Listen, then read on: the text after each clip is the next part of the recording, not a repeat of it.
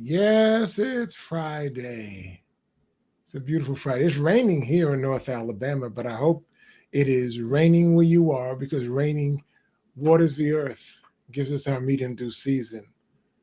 And I hope if it's not raining, then it's sunshine. Any way you slice it, it's a beautiful day. It is a beautiful day.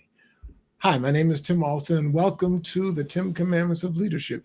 This is where we do two primary objectives. Number one, we educate, equip, and empower emerging leaders with God thought leadership. And the second thing that we do is that we present current events and newsmakers in the light of biblical best practices, or as I say, best practices from the Bible.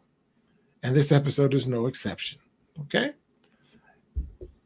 A recent Forbes article, August 13th, reminds us that burnout isn't just personal, it's contagious. When your stress levels creep toward that burnout zone, it doesn't just stay trapped in your head. No. It seeps into your workplace culture. It infects your team's energy and can even follow you home. Doesn't just stay in the workplace, it comes into the home place sometimes. Burnout is not a blowout. Instead, it's a slow leak. Unlike stress, which has a clear start and a clear finish, burnout is an ultra marathon, and it's expensive.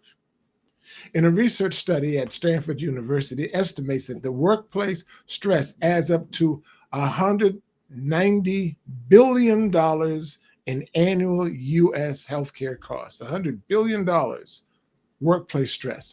A Kinsey and Company report found that 75% of employees, 3 out of every 4, say that their most stressful factor in their jobs is their immediate boss.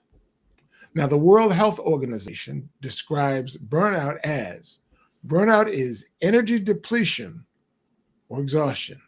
It's mental distance or cynicism toward work, reduced professional efficacy.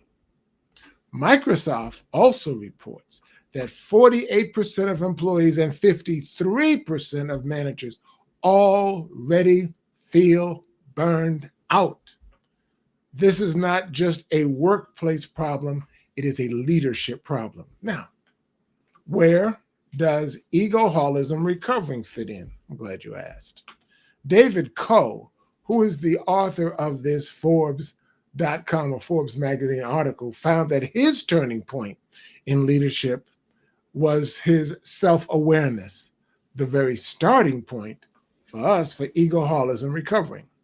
Before he changed his schedule, his travel, or his sleep habits, he first acknowledged a truth. And that truth is that the problem started with him. Not his schedule, not his travel, not his sleep, but him. That's the TOP, pre-steps of the egoholism recovering framework. TOP. T, target the problem, yourself. O, own the problem, take responsibility for yourself. And then P, proceed to action, make those changes. Now, David Coe's recovering steps mirror the 10 commandments of egoholism recovering. Coe now follows practices that closely align with the 7 steps of transform leadership. Number 1, he says, know your limits. That matches with our step number 1, glance back quickly before driving forward. He stopped glorifying overwork and capped travel. Rest became foundational for him, not optional. Foundational, not optional. Number 2, sleep like it matters. Sleep like it matters. Which means for us, number 2, dig deeply below the surface. Sleep is not just physical rest, it's mental and emotional restoration. He treats it like a strategic asset. You and I should treat sleep as a strategic asset. Then he says, purpose first. Become an active listener, we say, to know your own why. Clarity prevents drift. Know why, know yes.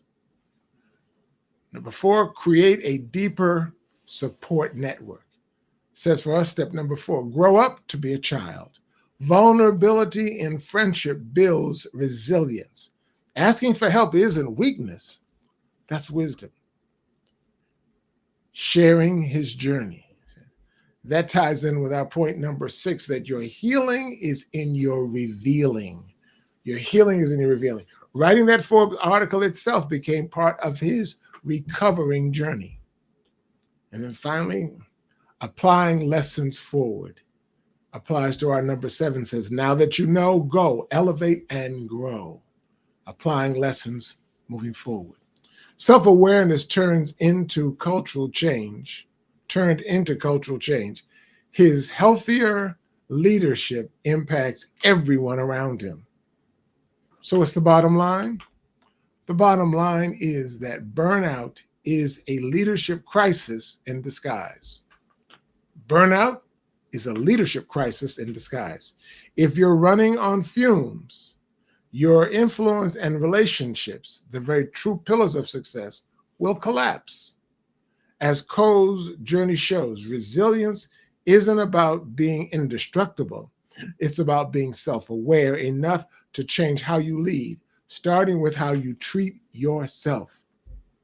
In the Bible's book of Mark, chapter 8, verse 36, it warns us, what does it profit a man if he gains the whole world and loses his own soul? Bullseye. Leaders, the bottom line is change lanes. Glance back quickly. Drive forward with purpose. Drive forward with purpose. And finally, as I say to you, as I said from the very top, be blessed. Get unstressed. Be blessed, get unstressed. I hope that these points I've shared with you from the Forbes magazine article and from our 10 Commandments of Eagleholism Recovering have been helpful to you as you go into this weekend. If you apply these truths, you will come out better, and we'll talk again on Monday. Thank you. Take care. Be blessed.